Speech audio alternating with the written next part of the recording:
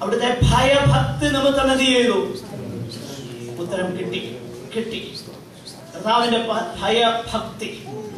അപ്പോൾ പ്രാർത്ഥിക്കുമ്പോൾ അങ്ങനെയുള്ളതാകുന്ന ആ അനുഭവങ്ങളൊന്നും അതിന്റെ ഒരു ലേശം പോലും നമുക്ക് വരാറില്ല. ഇപ്പൊ എബ്രായ വിശ്വാസികൾ കടന്നു പോകുന്ന ആ പ്രശ്നങ്ങളുമായിട്ട് നമ്മൾ കമ്പയർ ചെയ്ത അവിടെയൊക്കെ എന്നാ പ്രശ്നങ്ങളൊന്നുമില്ല. ഇത് വരുമ്പോ തന്നെ നമ്മള് ആകെപ്പാടെ അങ്ങ് പ്രയാസപ്പെടും. എന്നാൽ നമ്മൾ മനസ്സിലാക്കണം, കർത്താവിനെ നോക്കണം. മഹാപുരോഹിതനായ കർത്താവിനെ നോക്കുമ്പോൾ ഈ കാര്യം നമുക്ക് വളരെ വ്യക്തതയോടെ മനസ്സിലാക്കുവാനായി കഴിയും. ആകട്ടെ, കർത്താവ് പിതാവിന്റെ ഇഷ്ടത്തിനായി തന്നെത്താൻ സമർപ്പിച്ചു കൊടുത്തു. A submissive priesthood, humbly submitting himself absolutely to the will of the Father.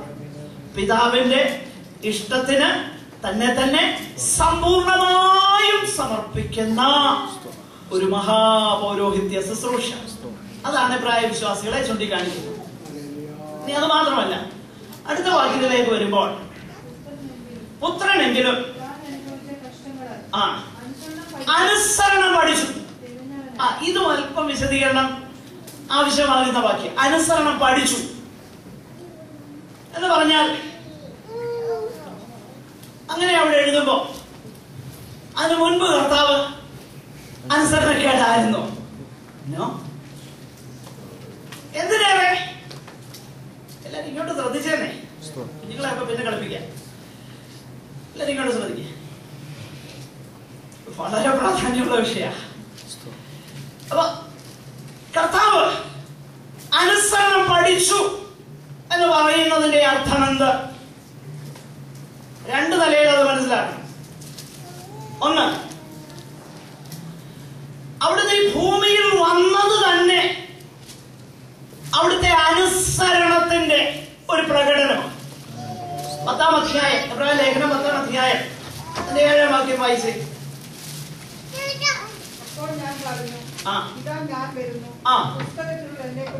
അപ്പോൾ ഞാൻ പറഞ്ഞു, ഇതാ ഞാൻ വരുന്നു, ദൈവമേ അങ്ങയുടെ ഇഷ്ടം ചെയ്യുവാൻ ഞാൻ പ്രിയപ്പെടുന്നു, ഇതാ ഞാൻ വരുന്നു. So the very revelation of the Son of God in flesh itself is an act of obedience. നമ്മുടെ കർത്താവ് മനുഷ്യജടത്തിൽ വന്നു എന്നത് അതിൽ തന്നെ അനുസരണത്തിലെ പ്രകടനം. അനുസരണം. അപ്പൊ ഇവിടെ അനുസരണം പഠിച്ചു എന്ന് പറഞ്ഞാൽ എന്താ അർത്ഥം? അവിടെയാണ് മനുഷ്യൻ എന്ന നിലയിൽ, സമ്പൂർണ്ണ മനുഷ്യൻ എന്ന നിലയിൽ കർത്താവ് പിതാവിന്റെ ഇഷ്ടം ചെയ്യാനായി എപ്പോഴും പ്രിയപ്പെട്ടു. നമ്മളത് കഴിഞ്ഞ ആഴ്ചയിൽ കണ്ടു.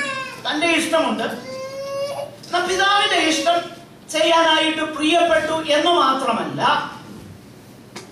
ലൂക്കോസിന്റെ സുവിശേഷം 2-ാം അധ്യായം 52-ാം വാക്യം ഒന്ന് വായിച്ചു. ലൂക്കോസ് 2:52.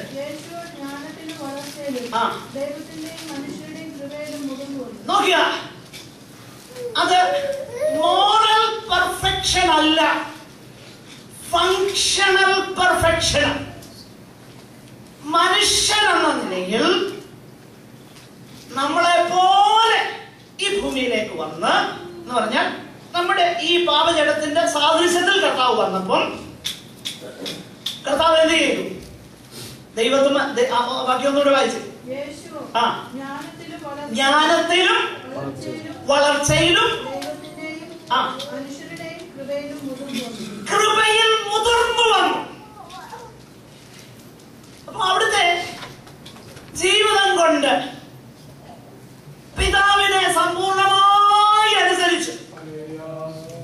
കർത്താവ് ഹൈ പ്രീസ്റ്റ്ലി പ്രയറിൽ യോഹന്നാന്റെ സുവിശേഷം 17:4 ഇതിനെ എല്ലാം കൂടെ ചേർത്ത് പറയുന്ന ഒരു വേദഭാഗമുണ്ട്.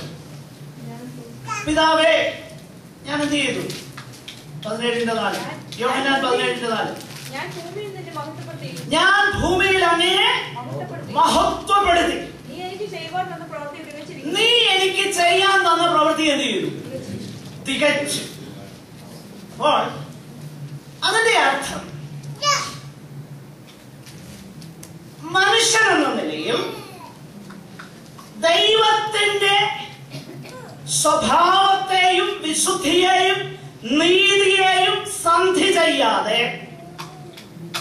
നമ്മുടെ വീണ്ടെടുപ്പുകാരനായി തീരുവാൻ എന്തെല്ലാം അവിടുന്ന് നിവൃത്തീകരിക്കണമോ, ഫുൾഫില്ല് ചെയ്യണമോ, അത് സമ്പൂർണമായി ഫുൾഫില്ല് ചെയ്തു.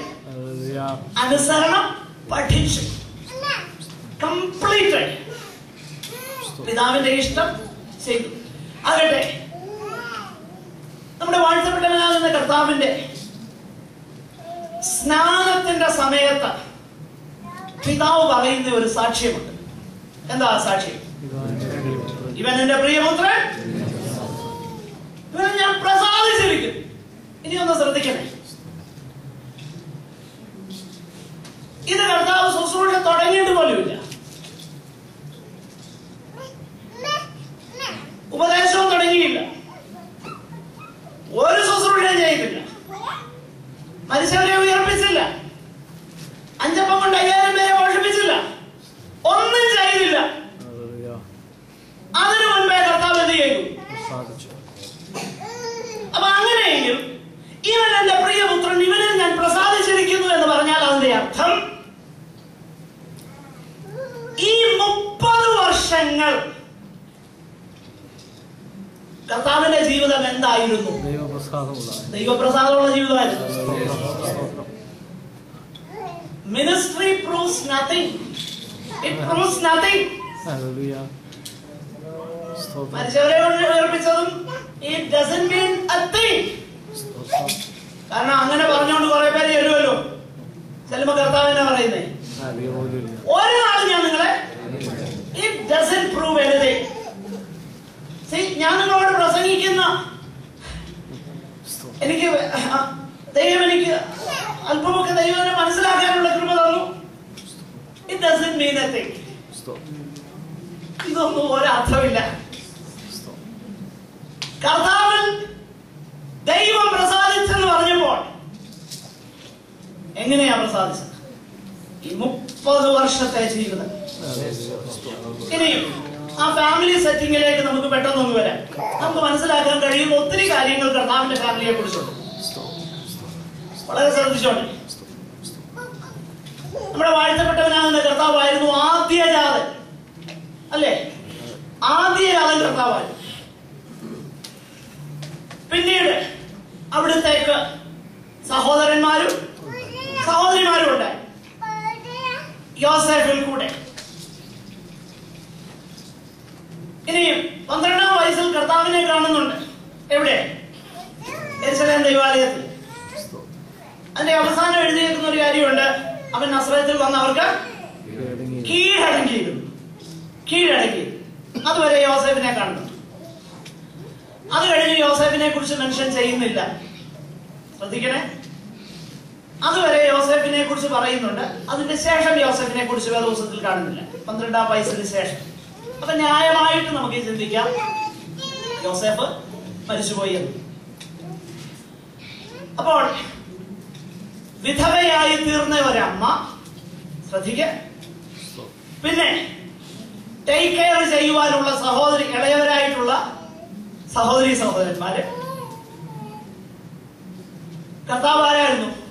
ഇവൻ തച്ചനല്ലയോ? ഒരു കാർപ്പന്റർ ആയിരുന്നു. കാർപ്പന്റർ ഷോപ്പിൽ അവിടുന്ന് വർക്ക് ചെയ്യും.